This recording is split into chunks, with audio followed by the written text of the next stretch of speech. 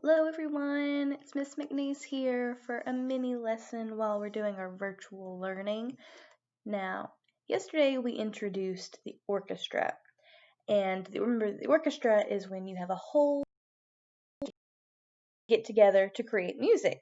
Now, if you watched any of the videos that I posted yesterday, you know that there's not just one group of people that make up an orchestra. It's lots of different sections and instruments that have to come together to make it all work. Now, we're going to learn about the first part of the orchestra today, who's kind of like the leader. He's an important guy, and we call him the conductor. Can you say that with me? Conductor. Has anyone ever heard that word before? Think about it.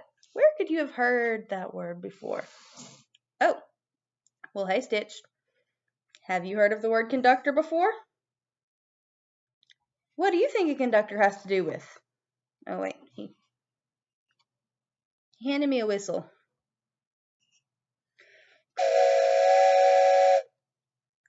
Train?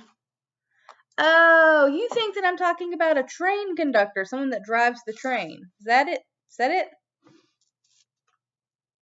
Okay. Well, you can kind of think of them similar things, I guess.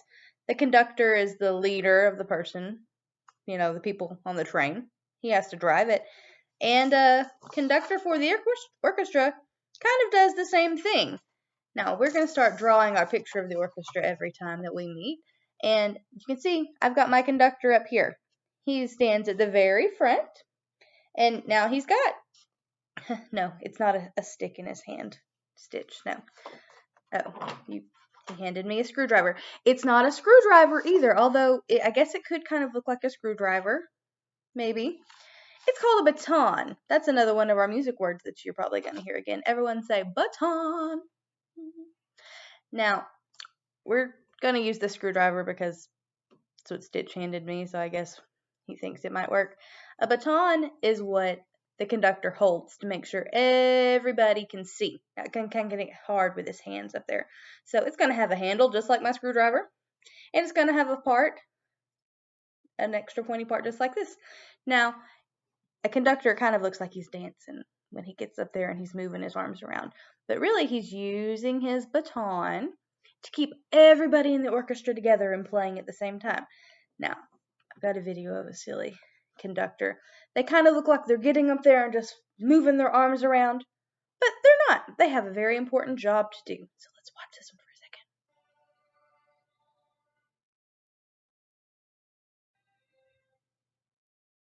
You see, he's got his baton. He's facing the people playing instruments. Oh boy.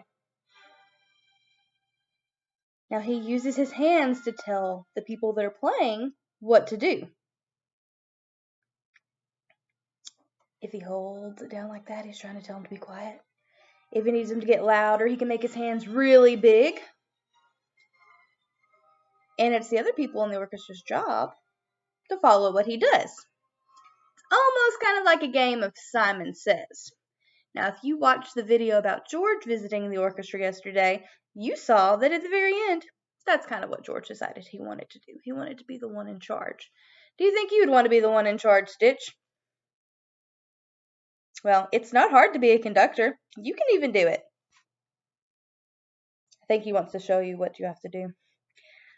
So let's practice. Find something like Stitch's screwdriver or a pen, anything. I want you to hold it in your hand like this, and it needs to go out in front of you because if it's behind you, guess what? They're not going to be able to see it. And all you have to do is you move your baton. Goes down, out, out, and up.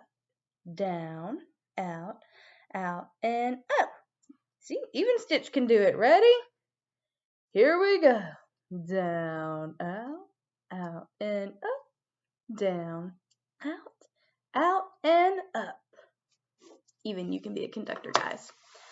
All right, that's all we've got time for today. But I'll see you tomorrow so we can learn the next section of our orchestra. Bye, guys.